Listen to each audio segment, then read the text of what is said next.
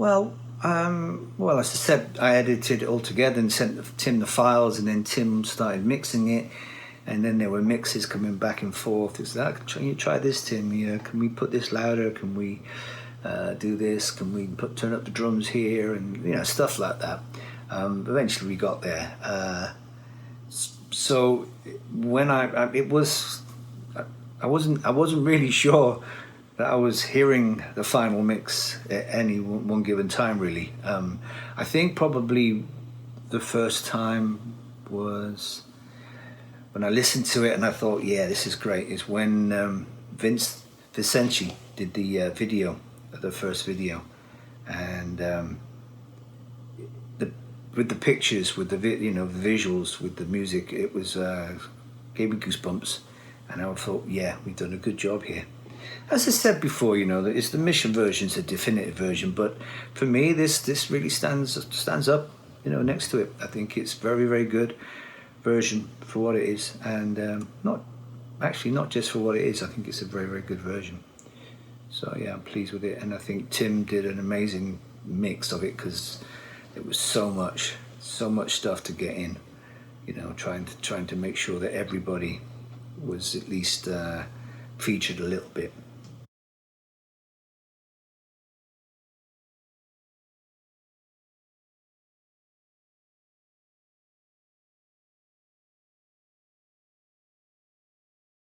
Yeah, I'm quite fortunate, really. The single version was directed and edited by Vicente Cordero. Worked with him on a couple of Beauty and Chaos videos. He'd done quite a lot of work with Michael Ciravolo, and so Michael contacted him to see if he would be up for doing something for this, which thankfully he was. And I think he did a great job, actually. I mean, I asked all the people involved whether they would be up for sending a little bit of video, whatever they wanted. It could be, at home with the dogs, it could be home washing up, whatever. It could be them on stage, it could be, whatever. But it obviously some people didn't feel comfortable doing that, and that's fair enough. I understand that. Other people sent video clips that had already been released, but we could use parts of it, so that's what we did. And when you actually see what Vicente had to work with, then you'll understand that he did an amazing job. I mean, obviously he used a lot of stock footage too of people, with masks and in hospitals and things like that. But it's for me, it's a really, I mean, the scene at the end, towards the end, where the young lad takes his mask off, he's walking down the street and he's just breathing in the air. That really is a lovely moment of hope for me. So I think he's done a great job, and I think it's quite, it's quite an emotive video, that one. The second one, the long version, the full-length version, shall we say, was made by Savannah Perry. Savannah is the daughter of Tim Perry, who runs the 33 RPM label in the US that's releasing TOS2020. And so she did that for us with the help of her sister Scarlett. I've met them both when I was over in California last year doing the Beauty and Chaos videos. So again, they did a great job, really good job. I mean, lyric videos are, I guess they can be a little bit boring, but I think what they've done there is really, really good, really, really smart, really clever, and it really ticks the boxes. And the last one was the video for the Trentemøller remix, which was done by my friend James Sharples in the UK. James had done some work for the Mission before. He'd done a couple of videos for us and some other promo bits and pieces, and so I asked him, and he came up with the idea of, he lives in Manchester, I believe, near where he lived there were some derelict buildings that had kind of flowers kind of growing, growing around these derelict buildings. So he went there and filmed some of that, and then he interspersed that with actually part of a mission video where a band is setting up to play, and you got people coming in, and there's the audience, and so it was kind of, again, it was like a finishing on a hopeful note, where hopefully this is not going to be too far off in the future, where we can all get together again, make loud music in a room together, and I mean, we're scheduled, the mission is scheduled to go out on tour March, April next year, 2021, and hopefully it'll come off.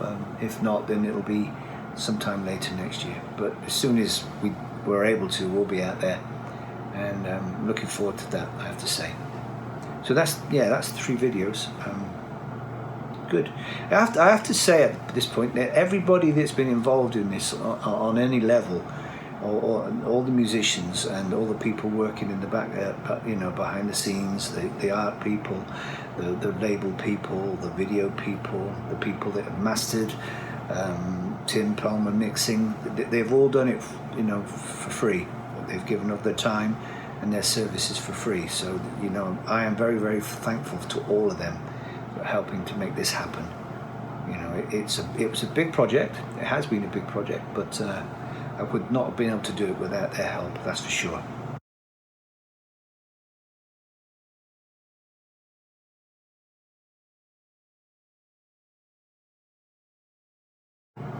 Yeah, I was sat at the breakfast table one morning with my wife Cynthia, and we were just talking about this, and we were kind of thinking about what charities or charities we could nominate, for this. And the first and obvious one was the UK National Health, the NHS in the UK. But then we thought, well, why would Richard Fortus or anybody really living in America, that wouldn't mean much to them, Would you play on a record that, it's for charity, it's for the NHS in the UK? And since you came up with the idea, I said, so why don't you ask everybody to nominate their own charity? So that's what I did. I thought it was a great idea, and I thought that way everybody will have a vested interest. They'd have a say in where the money raised would go, which I thought was important. And and some people, they chose international charities, and some people chose national charities. The NHS is in there. But then there's Music Cares in America, which is a fund set up to help out of work musicians. And then there's one of the charities is a fund set up in the UK to help out of work crew people. So there's lots of different charities. Some people chose very local charities, very very specific.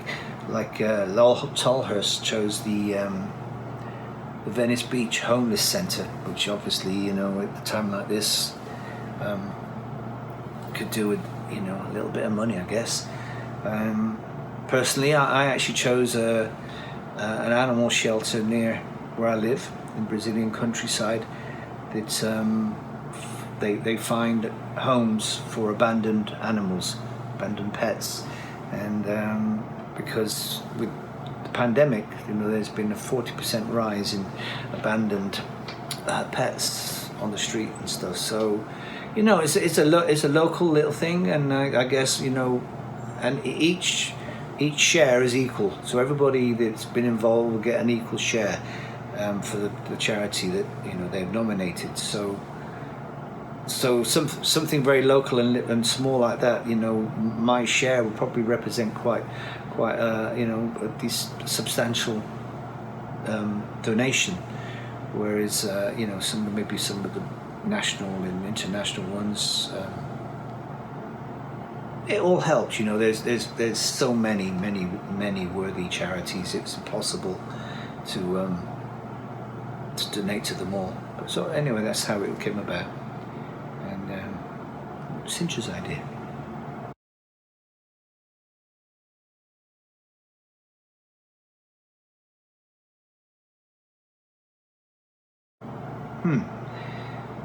Well, in very practical terms, what to raise a load of money for, you know. I mean, that's the aim, I suppose. I mean, and as I said before, everybody's given of their time and their energy and their expertise, and that's the idea is to raise as much money as possible.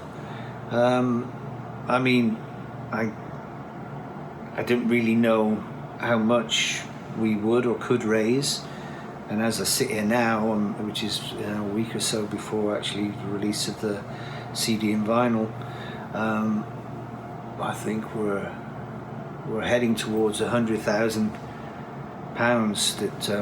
that orders that we've taken. So yeah, in my mind, I think, you know, when we started, I had the figure of £100,000. I thought that would be good. You know, that's a good contribution. And obviously I'd like to make more for the charities involved, and hopefully we will. Who knows? It's not designed to be a charity that's a project that's just going to, you know, finish once it's released. We're going to carry this on as far as we can in terms of getting airplay and YouTube and Spotify and the rest of it. So, you know, the money that accumulates over a period of time, and even in terms of the publishing, which, you know, myself, Craig, Simon and Mick Brown have all agreed to forego for this particular version of the songs, which is so that publishing always takes a little longer to come in, any income, and the publishers who are Universal have agreed to forego their share as well.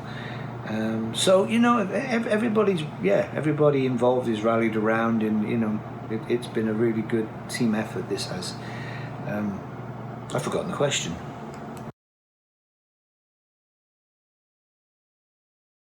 Oh, yeah, okay. I think I've answered the question then, haven't I? Yeah. I mean, obviously, it would also be nice to just put a bit of positivity out there in the world at a time when there's very little.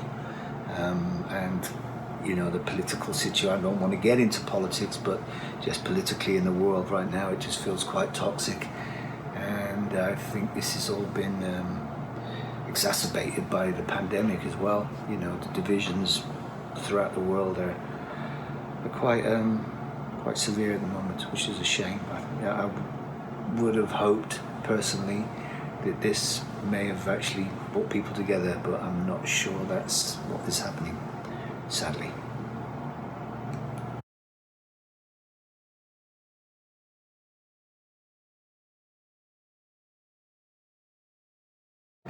Well, my wife and I, Cincha and I, are very fortunate. We have a place in the countryside, and basically we're about 3 kilometres outside a little town. There's a dirt track to our road. It's not a through road, so we don't get traffic going up and down or anything, you know. Our neighbours are produce farmers, so we get all our produce from them, which is very fortunate. And we did, for the first 4 or 5 months, get our groceries delivered, you know, once a week. We have started going out. Cincha's actually gone back to Sao Paulo these last few weeks. She's been working on a new film. She's been tested for COVID every week, and temperature taken every day, you know, that kind of thing is going on. She was quite nervous actually to go back to work, which I understand. Me, I've been at home, you know, I have a studio here, well, as you can see, and so I've been doing a bit of work in here, and I've been trying to get back into writing my second book, to follow the one that was released last year, Salad Days. What else have I been doing? Yeah, I've been sifting through boxes and boxes of cassettes. I think you can see some behind me on the cassette deck over there. Anyway, yeah, I've been listening through to a lot of cassettes, unlabeled. Got boxes and boxes of them, and so you have to rewind, of course, and it all takes time.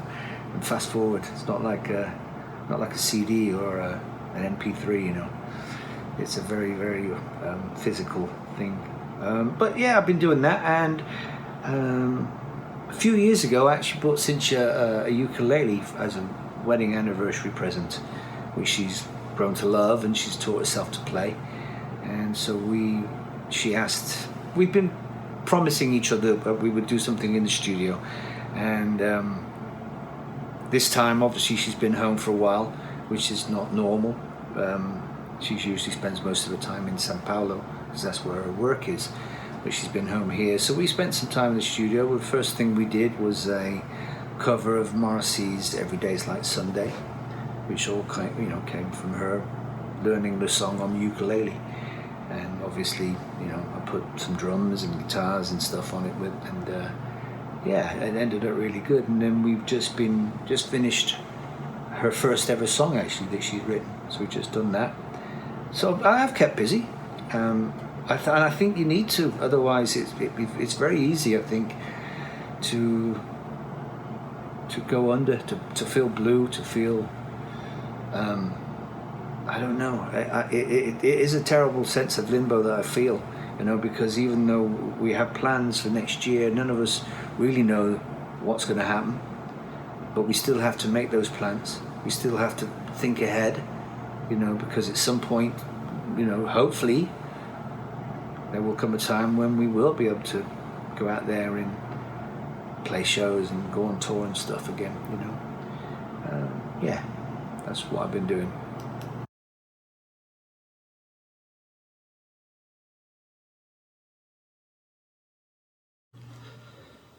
What have I been reading? Well, the last book I've read, finished it this morning actually, is The Big Midweek by Steve Hanley, who was the bass player in The Fall, actually.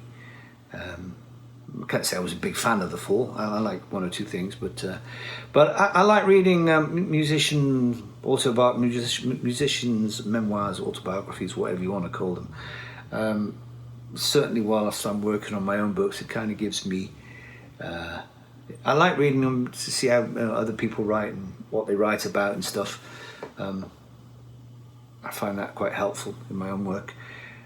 Enjoyed that book actually. It was a good one. It's quite a lot of fun. It's very real, as you would expect from someone that was in The Fall. I even get a mention in it actually. We were on the same bill together supporting U2 back in Leeds back in the 80s, and apparently we shared some special catering. I'll say no more. Music I've been listening to. Well, I was listening to the XX before I started doing this today. Generally, if I'm working on the laptop, I'm doing anything, writing or anything like that, then I will listen to classical music. I find it very difficult to concentrate if there's vocals. Classical music's quite an easy music to have on the background, and it doesn't demand your attention, but it's a really nice mood setter. What else have I been listening to? I listen to Bob Dylan a lot, but that's an acquired taste, I know. I have a lot of music, so it depends how I feel on any given day. As I said, I listened to the XX today, and I haven't listened to them for ages. So yeah, that's how it goes. And what have I been watching? I really liked Succession. When lockdown first started and I got home, we watched Succession, seasons 1 and 2. That's really good. I really enjoyed that. What else have I watched? I've just finished watching The Amazing Mrs. Maisel, which is fun, quite fluffy, but there's at least 1 or 2 laugh out loud moments in each episode, which I quite enjoy. God, what else? There's lots of stuff. I mean, I've watched lots of stuff and I can't think of anything right now. There was a show on the BBC. God, what's it called? Something about I Might Kill You, or that was really good. I've forgotten what it's called now. I'll have to come back to you on that one. I think I Might Kill You, or something like that. But that was good. I really enjoyed that, and that's difficult to describe because I've not seen anything really like it before. It's genre doesn't really fit into any genre, so it's very good. What else? I've seen loads of stuff. I can't think of it. Anyway, I'm just thankful the football season started again. That's how I know the days of the week. That's the only way I can tell. It's like, okay, football's on. It must be the weekend. And what do I miss the most? I think I miss travelling, really. I do like travelling. I like getting on a plane and going somewhere, particularly somewhere if I've not been before. Living in the countryside here is lovely. It's brilliant, and it's very quiet and peaceful and tranquil and all that kind of stuff. So when I go travelling, I do like cities. I like wandering around cities, walking around cities and doing all that stuff, art galleries and stuff like that, and cinemas and theatre and all that kind of stuff. So travelling is the thing I miss the most, I think, and obviously touring. I'm looking forward to that. I think it'll be quite a big thing when shows can be put on again, when people can go back out on tour. I think it'd be quite a celebration, and looking forward to that. So I'm looking forward to, seeing our people, and hopefully not too far off in the distant future. All right.